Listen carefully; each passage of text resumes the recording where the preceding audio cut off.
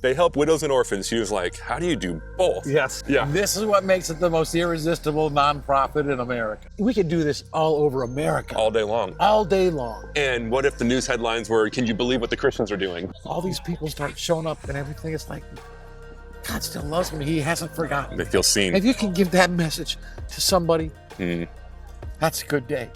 And he looked at me and said, Mom and Dad are dead. And I said, what? I know what it's like to be rescued. And a lot of what I've learned in all this is that a lot of times our pain becomes our passion. It becomes our purpose. It becomes what drives us. And what they're doing in the process is they're fixing up a widow's house. This is what happens. And now we've done 1,550 projects like this. Behind me, what you're seeing is probably one of the most biblical nonprofits I've ever seen, helping widows and orphans. Welcome to the Salty Christians YouTube channel. My name is Matt, and the mission of this YouTube channel is to inspire you and to inspire me to be salt and light, to be salty Christians. I do that by sharing stories and testimonies from Christians who are being salt and light in their sphere of influence. Behind me, you're seeing the work of what I think is one of the most incredible biblically based nonprofits I've ever come across. They are helping serving widows and orphans as we speak. And I want to introduce you to JT, founder of Both Hands Ministry. JT, welcome to the channel. Thank you, man. I appreciate it. We'll tell people. So, my first round of my little intro here, I called Two Hands, and you quickly. Yeah. Both hands. Did I say two hands? Yeah. Gosh. People say helping hands, two hands, but I just figured I need to correct you. No, thank you. Okay. And and I had to correct you. Okay. You had to. I mean, both hands, two hands. Yeah. Well. Let me just pan around here. I mean, I did not expect to see this many people out here doing, what are they doing? They're helping. At one point, there's about 50 people here, all from the Dave Ramsey Solutions. Okay. A couple of organizations, Smart Money. Yeah. And not Easy Money. Golly, I just forgot. See, okay, good. No, I'm not the only one. Smart dollar and every dollar. See, I said, I got it all wrong. I'm not the only one to mess up the names, guys. Okay. And what they're doing is they're raising funds. The funds they're raising, the cause is going to go towards our fund that we use to give grants to families through projects. Yeah. Okay, so that's one thing. And what they're doing in the process is they're fixing up a widow's house. It's a lot like, how the project started. It's James 1:22. James 1:27. And that's why I say this is one of the most biblically based nonprofits that it's just straight out of the Bible. Yeah. But people probably go, wait, I even told my wife, I'm going to interview this guy named JT. They help widows and orphans. She was like, how do you do both? Yes, that's so right. Tell me this model. Okay, here's how it started. Yeah. You will get this Yeah. if I explain it. I was doing a fundraiser for a local Nashville nonprofit, works with crisis pregnancy. Yeah. And I was in charge of the fundraiser. I chose to do a golf fundraiser, where you send letters out ahead of time and say, sponsor me while I golf. Okay, if you got that, you'll understand. Yeah. Okay, so I send my letters out like I'm supposed to. I had a buddy I'm in a Bible study with. He sends my letter back to me, and he doesn't include a check. He just took a magic mark. I mean, the guy took time to address an envelope, put my letter back in an envelope, put a stamp on it, and he's got a message for you. He was serious. But he scribbled across my letter with a magic marker. He said, JT, if you told me you were working on a widow's house, I might sponsor you. But you're just golfing. Nice cause, but not my money. Yeah. And it hurt my feelings a little bit. But at the same time, I thought, man, what a great idea. I mean, and after that, whenever I saw a 5K or a golf tournament after that, I kept thinking, if all those people were working on a widow's house instead of running or golfing, or would it be better? I just honestly didn't have the orphan part figured out. A couple years later, I'm in church running a good friend of mine, just hadn't seen him in a couple months. And I said, what's up? And he said, we're adopting 4 kids from Moldova. I mean, and he's already got 3 kids at home. Yeah. So next question was, what happened? Yeah. And he said, well, went on a mission trip with Sweet Sleep, delivering beds to orphanages, fell in love with this little boy, George, came back, started the adoption process. In the process, we find out George has 3 siblings. And Don just looked at me and says, we're not going to break up the siblings. Yeah. And I mean, for a little insight into the personal side of the story, that moment took me back to when I was 12, living on a farm in northeastern Iowa. One weekend, my mom and dad left to celebrate their 16th wedding anniversary. And us kids were kind of farmed out. There's 5 of us, and we went to different places. And I remember Saturday night being brought home because mom and dad were coming home. And the neighbor dropped me and one of my brothers off. And I was dirty. I played in the barn all day, so I had to go in the basement and change. He went in the front door. But I'm sitting in this chair in our basement, bending over and lacing my boots, and my brother came down the stairs. I looked up at him. I said, "Are Mom and Dad home?" And he looked at me and said, "Mom and Dad are dead." And I said, "What?" He said, "Mom and Dad are dead. They were killed in a car accident an hour ago." And he turned around and walked upstairs, and he was just coming down to tell me. But I remember that moment. I remember hitting that cold cement floor and crying like any seventh grader would cry. I mean, I know what it's like to be an orphan. I know it's like to wonder what's going to happen to us. Are we going to stay together? Who's going to take care of us? Can we stay on the farm? So I know what it's like. But I also know what it's like to be rescued, because 3 months before this accident, my aunt and uncle, my mom and dad changed their wills that if anything would happen to one of them, the other family would take them. Yeah. My aunt and uncle were 33 years old, 3 kids of their own. They took all 5 of us. Didn't break you up. No. I know what it's like to be rescued. And anyway, so back to the hallway in church, and my buddy says, we're not going to break up the siblings. Yeah. I'm the just right guy to say that to. Yeah. Because I'm the beneficiary of somebody who stepped up and said yes. Yeah. Anyway, so by then we had adopted. I knew it was going to be expensive. I asked Don, I said, "How much is it going to cost?" He said, "They're telling us 70 or 80,000. I said, "Do you have any idea how you're going to do it?" He said, "No." And I said, "I think I got an idea." And so that's the first project, 2007. My buddy and I, we recruited about 15 friends. We all sent letters out, just like my buddy suggested. Yeah. "Would you sponsor me for the day while I work on this widow's house? All the money I raised goes towards the cost of this adoption." And, we found a widow in Nashville who needed help, got everything donated we needed. And we spent the day working on her house. And when it was over, we'd raised over 70,000. Wow. That was the first project. I was blown away. I was expecting 10 or 15,000. Yeah. I didn't know what to expect. I certainly wasn't expecting that much. Yeah. And then about a year later, we did another project, and it was just from there, it was let's go off to the races. I left my company, and my wife was a stay-at-home homeschool mom, 5 kids. She went to work outside the home. We started both hands, and this is what happens. And now we've done 1,550 projects like this in 45 states. Yeah. And we've raised over 23 million. That's incredible.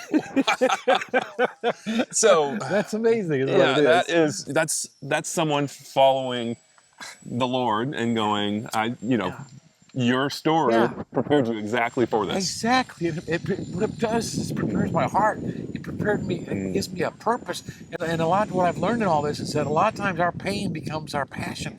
It becomes our purpose. It becomes what drives us. I mean, the accident happened when I was 12. I started both hands when I was 52. There's 40 years difference there.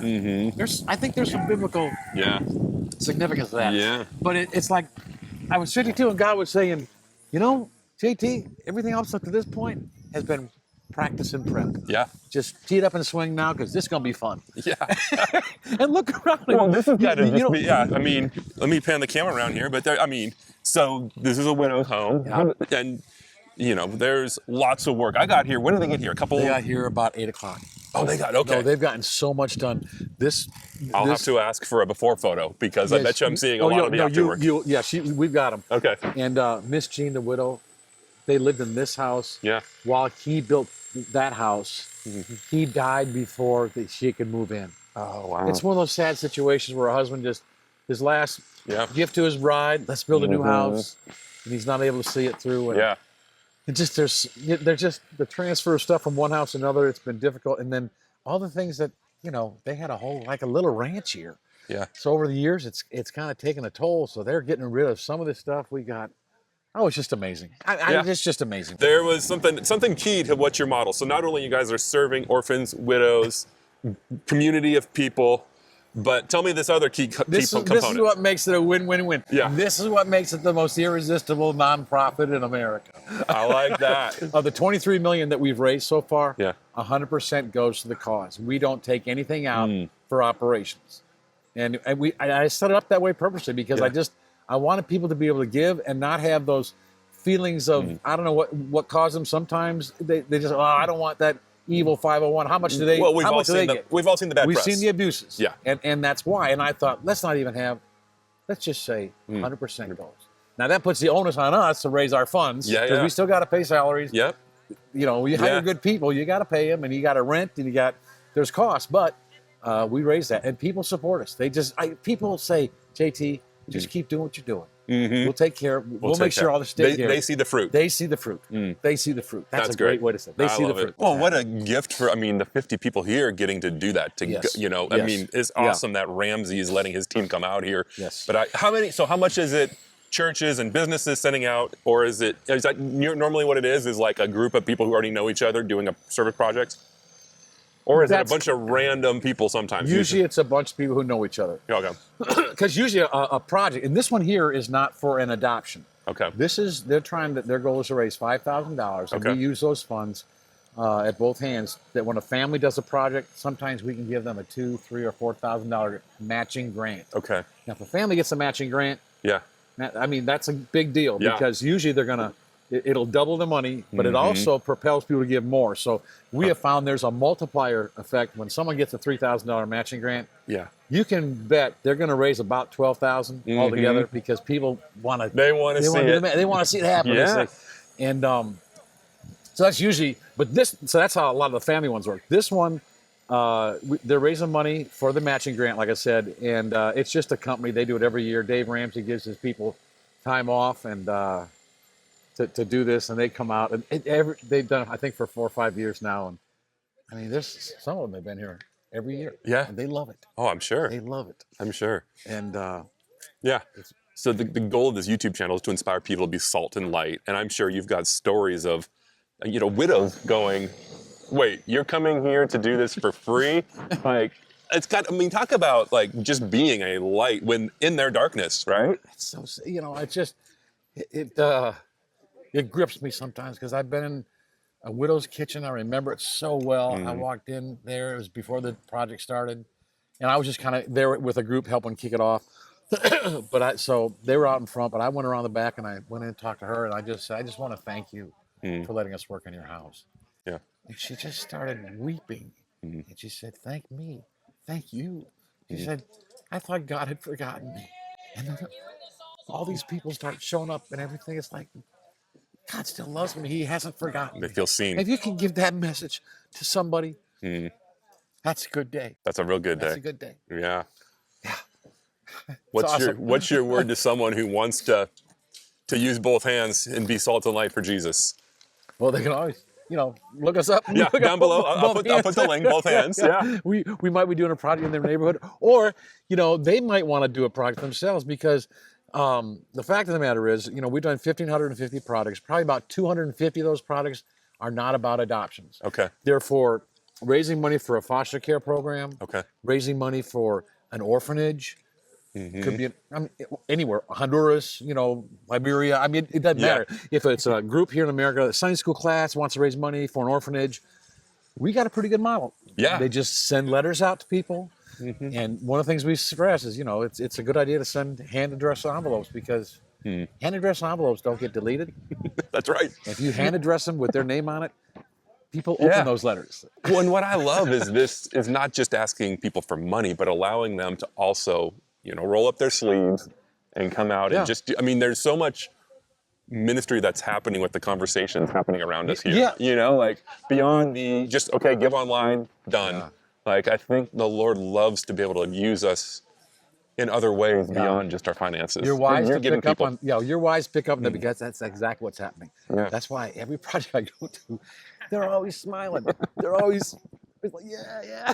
Well, they're having a great time. Because you're getting to see the beneficiary of who you're serving, and so it just adds that extra personal element, and our God's a personal God. Yeah, our God's a personal God. He cares about us. He loves us. Well, thank you so much. This was, I just love the passion you have for this.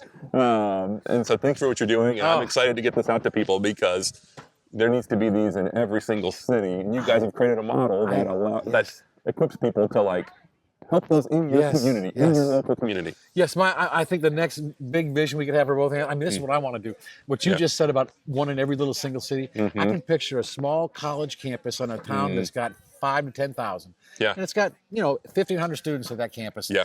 There's a group in there somewhere that could do a project and they could serve a widow in that small little town. Yeah. we could do this all over America. All day long. All day long. And what if the news headlines were, can you believe what the Christians are doing? Yeah. You know, I end every single episode here. Yes, yes. I always tell people I want you to stay salty and shine bright. Yeah. And I just imagine, like, what if every Christian, just every day, we just did one little thing to be salt and light. Like, we'd be in a different world. Yeah, Like, yeah. this is more than just light. This is big old glow right now where we're at, 50 people serving. But It's a big old glow. it's a big old glow. But Oh, I love that. what if everyone who watches this video, just today, like, I mean, the cliche is, smile at someone at the checkout stand or whatever, Yeah. but share your faith and love other people, Yeah, and yeah. we'd have a different world. Yeah. So, Amen, bro. well, JT, thank you so much. Thank you for what you're doing.